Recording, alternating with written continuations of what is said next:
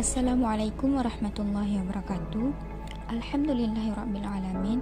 Segala puji bagi Allah yang telah memberikan kita kesehatan sehingga kami dapat menyelesaikan tugas pendidikan kewarganegaraan di kelas kami. Sebelumnya saya akan memperkenalkan diri. Saya sendiri bernama Suryani, dan rekan saya yang bernama Adinda Humaira. Pada hari ini, kami akan membahas materi pendidikan kewarganegaraan, yaitu dengan tema pemahaman tentang kewarganegaraan, guna untuk memenuhi tugas mata kuliah pendidikan kewarganegaraan. Adapun materi yang ingin saya bahas untuk materi kali ini yaitu pengertian tentang kewarganegaraan. Kita membahas lebih lanjut, ada baiknya kita mengetahui terlebih dahulu bagaimana yang dimaksud dengan warga negara dan negara. Seperti kita ketahui bersama, warga negara adalah yang menjadi bagian dari suatu penduduk yang menjadi unsur negara. Sedangkan negara sendiri adalah wilayah yang memiliki suatu sistem atau aturan yang berlaku bagi semua individu di wilayah tersebut dan berdiri secara independen. Jadi, dari dua pengertian tersebut dapat kita tarik kesimpulan bahwa kewarganegaraan adalah keanggotaan yang menunjukkan hubungan atau ikatan antara negara dengan warga negara.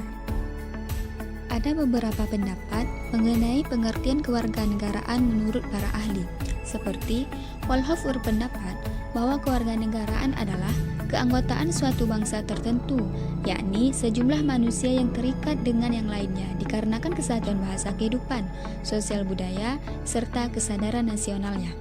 Dan Clausewitz juga berpendapat bahwa kewarganegaraan adalah ikatan hukum antara negara serta seseorang. Ikatan itu menjadi suatu kontrak politis antara negara yang mendapat status sebagai negara yang berdaulat serta diakui karena memiliki tata negara. Selain itu, Erdaman juga berpendapat bahwa kewarganegaraan adalah istilah hal-hal yang berhubungan dengan penduduk dalam suatu bangsa. Kemudian, menurut Sumantri, kewarganegaraan adalah sesuatu yang saling berhubungan dengan manusia sebagai individu dalam suatu perkumpulan yang terorganisir dalam suatu hubungan dengan negara. Teman-teman, ternyata penduduk negara kita dapat dibedakan menjadi dua, yaitu ada yang disebut dengan warga negara dan ada juga yang disebut dengan bukan warga negara. Apa sih perbedaan antara warga negara dan yang bukan warga negara? Seperti yang kita ketahui bersama, bahwa warga negara adalah setiap warga negara yang memiliki hubungan yang tidak terputus dengan tanah airnya, dengan undang-undang dasar negaranya, walaupun yang bersangkutan berada di luar negeri, dan selama yang bersangkutan tidak memutuskan hubungannya dengan negaranya. Dan penduduk yang bukan warga negara yaitu selama yang bersangkutan hanya bertempat tinggal dalam wilayah negara tersebut akan tetapi tidak menetap di sana, dan dia masih memiliki hubungannya dengan negara asalnya. Selanjutnya, ada pengertian kewarganegaraan dari sudut pandang yuridis dan sosiologis. Dalam arti yuridis, kewarganegaraan adalah sesuatu yang ditandai dengan adanya ikatan hukum antara orang-orang dan negara, misalnya melalui akte kelahiran, bukti kewarganegaraan, dan lain-lain. Sedangkan dalam arti sosiologis, kewarganegaraan adalah sesuatu yang diikat oleh ikatan emosional, seperti ikatan keturunan, primordial, sejarah, dan lain-lain. Baik, di sini saya akan mencoba menjelaskan pengertian kewarganegaraan dalam arti formil dan material. Kewarganegaraan dalam arti formil menunjukkan pada tempat kewarganegaraan, sedangkan kewarganegaraan dalam arti material yaitu menunjukkan pada akibat hukum dari status kewarganegaraan yaitu hak dan kewajiban warga negara.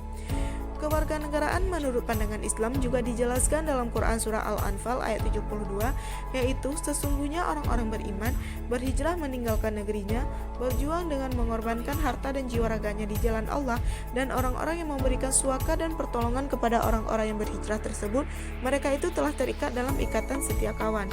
Dan terhadap orang-orang yang beriman tetapi tidak berhijrah, kamu tidak terikat apa-apa dengan mereka dalam ikatan setia kawan sampai mereka berhijrah ke negara Islam. Tetapi seandainya mereka meminta pertolongan kepadamu dalam urusan agama dari serangan kaum kafir, kamu wajib menolong mereka kecuali jika di antara kamu dan orang kafir itu terikat oleh perjanjian tidak saling menyerang, dan Allah Maha melihat apa yang kamu lakukan. Nah, dari ayat tersebut kita dapat menarik kesimpulan bahwa adanya status kewarganegaraan dalam Islam dan negara Islam melindungi setiap warga negara Islam. Menurut Al-Madudi, Ada dua jenis kewarganegaraan yang dianut negara Islam, yaitu kaum muslim. Semua warga negara muslim di negara Islam terdapat beban tugas untuk menyelenggarakan kehidupan sejalan dengan tradisi Islam. Yang kedua ada kaum zimmi, yaitu kaum non-muslim yang bersedia tetap setia dan taat kepada negara Islam. Islam memberikan jaminan perlindungan kehidupan, nafkah, dan kekayaan serta jaminan kebudayaan, keimanan, dan martabat kepada mereka. Baiklah teman-teman sekalian, inilah yang dapat kami presentasikan. Saya Suryani dan rekan saya Adinda Humaira memohon maaf atas segala kekurangan dan kesalahannya. Karena sesungguhnya kebenaran itu datang dari Allah dan kesalahan itu berasal dari kami sendiri. Kami akhiri dengan mengucapkan hadanallahu wa iyyakum ajma'in. Wassalamualaikum warahmatullahi wabarakatuh.